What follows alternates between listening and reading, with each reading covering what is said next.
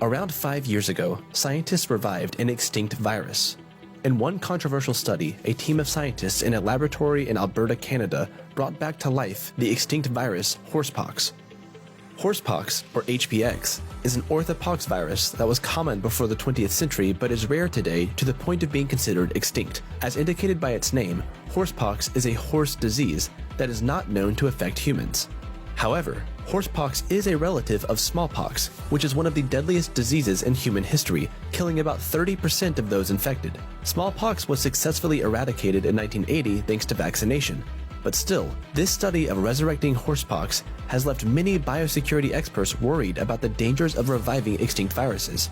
So, how did the scientists recreate horsepox in the first place? The study used DNA fragments of horsepox that researchers ordered through the mail.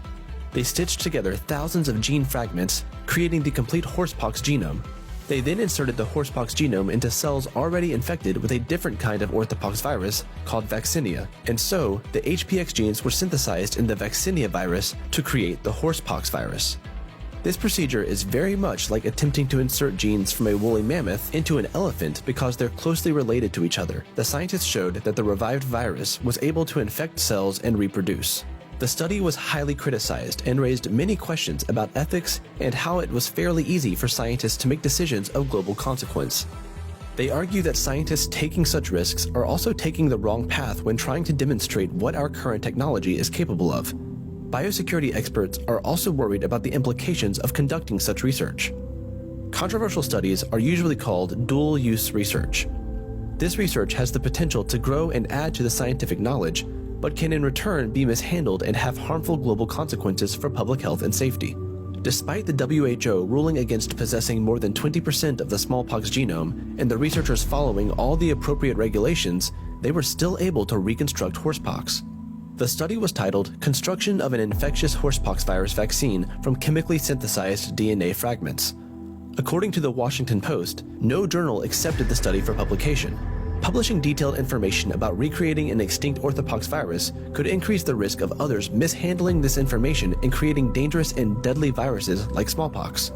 The University of Alberta lab where the horsepox construction took place is one of the leading laboratories for orthopox viruses in the world.